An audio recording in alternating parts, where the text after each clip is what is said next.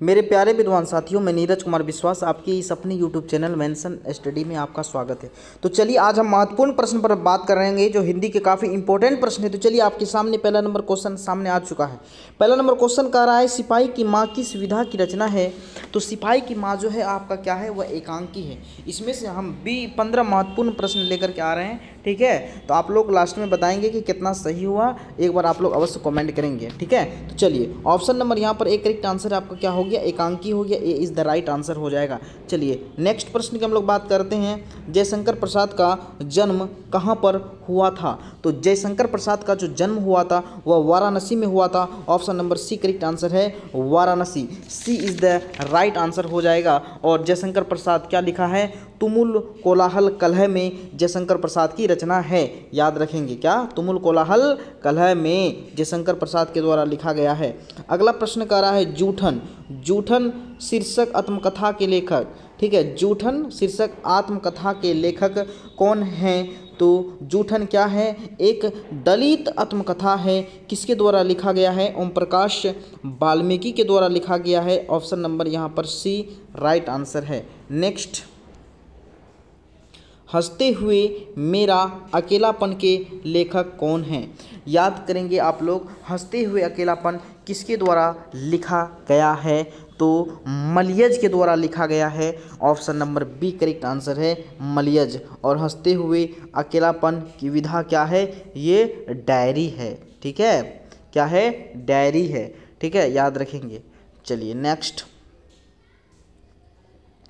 जूठन किस विधा की रचना है। जूठन जो है वह किस विधा की रचना है। तो 5 का ऑप्शन नंबर यहाँ पर बिल्कुल रूप से जूठन आत्मकथा हो जाएगा, दलित आत्मकथा हो जाएगा। Option number A correct answer है, दलित आत्मकथा, ठीक है। चलिए नेक्स्ट प्रश्न की हम लोग बात करते हैं। अगला कह रहा है प्रगीत और समाज साहित्य की किस विधा की रचना है।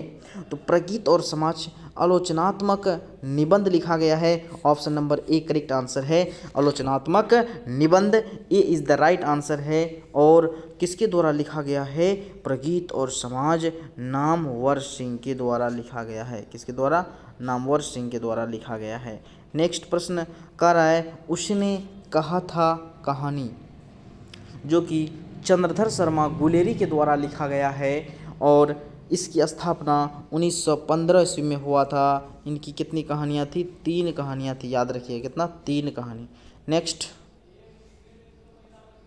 जयसी का जन्म स्थान, जयसी का जो है जन्म स्थान कहाँ था। तो 8 का option number D, Kanpur. Option number D correct answer है, क्या हो जाएगा, कानपुर हो जाएगा। D is the right answer हो जाएगा। नेक्स्ट प्रश्न कर रहा है साहित्य लहरी। साहित्य लहरी के रचनाकार कौन हैं। साहित्य लहरी के रचनाकार कौन हैं। तो सूरदास हैं। Option number B correct answer है, Surdas. B is the right answer हो जाएगा, सूरदास। नेक्स्ट प्रश्न कह रहा है नाभादास किसके शिष्य थे। नाभादास जो है वह किसके शिष्य थे। तो आपका अग्रदास के शिष्य थे। Option number D correct answer है। चलिए नेक्स्ट प्रश्न की हम लोग बात करते हैं। सरयामन ताल का जल कैसा होता है। बिल्कुल रूप से स्थिर होता है। A is the right answer है। वहीं पर गंडक नदी का जल पूछा जाएगा तो उसका चंचल होता है, याद रखिएगा, ठीक है। नेक्स्ट प्रश्न अगला कह रहा है चित्ररेखा किनकी कृति है। चित्ररेखा किनकी कृति है। तो 12 का option number C correct answer है, मलिक मोहम्मद जैसी की कृति है। क्या, चित्ररेखा, ठीक है, जिन्होंने पद्मावत की रचना की थी मलिक मोहम्मद जैसी के द्वारा। अगला कह रहा है कवितावली के रचनाकार कौन हैं।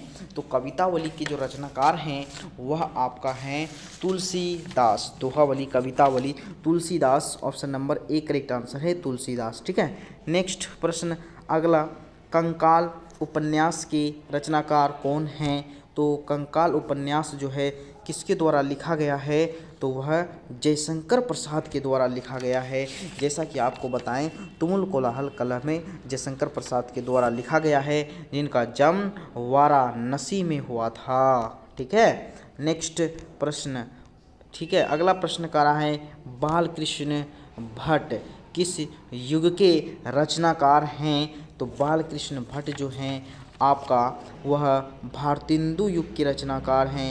Option number C correct answer है। और आप लोग बताएंगे कि बालकृष्ण भट्ट का जन्म कब हुआ था, सभी लोग कमेंट करेंगे, देखते हैं ठीक है किनका आंसर सही रहता है, फिर हम रिप्लाई करेंगे। और आप बताइए, सभी लोग बताएंगे कमेंट करके कि 15 में से आप कितना क्वेश्चन जानते थे, ये भी बताएंगे कि 10 आया, 11 आया, 12 आया, आपका कितना आप जानते थे, कमेंट करेंगे।